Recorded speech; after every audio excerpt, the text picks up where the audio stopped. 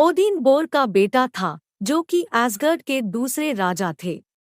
उसके कई भाइयों ने एसगर्ड के कई जंगों में जान दी और अंत में बोर भी युद्ध में मारे गए। ओदिन एसगर्ड के राजा बने और नवा द्वीप के अंदर शांति कायम की। रैग्नारोक की भविष्यवाणी को रोकने के लिए ओदिन ने अग्नि रक्षा सरतार को प्रजीत किया और उनकी शक्ति का सोर्स अनंत अग्नि एसगर्ड के साथ लाया और सरतार को मस्पेलहीम के राज्य में बंद कर दिया, जहां वह हजारों वर्षों तक रहा। ऑलफादर के रूप में ओदिन ने भयानक जीवों से लड़ाई की, दूसरे राज्यों पर आक्रमण किया, डीमंस एंड मॉन्स्टर्स को नष्ट किया, पूरी दुनिया को तबाह किया और महाप्रलय का कारण बने। इस इमेंस पावर को बनाए रखने के लिए ओदिन को आराम और शक्ति प्राप्त करने के लिए लंबे समय की आवश्यकता होती थी।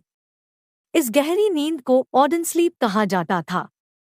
ओदिन ने आखिर में अपनी बेटी हेला को जन्म दिया, जिसे ओदिन ने अपने फौज के एक्सिक्यूशनर एंड कमांडर के रूप में चुना।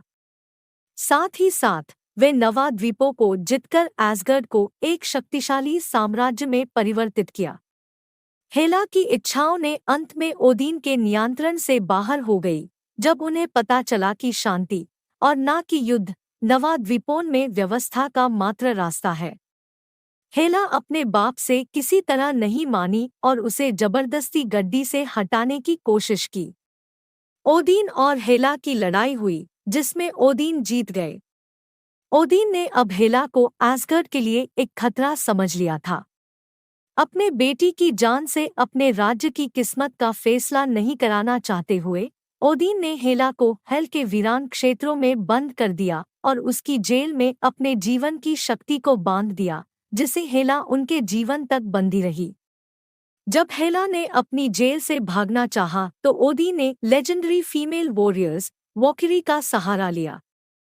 लेकिन जब उसने देखा कि वल्कायरी की शक्ति उनकी बेटी से कम थी, तब वह खुद हेल में गए और हेला से फिर से फाइट कर जीत गए।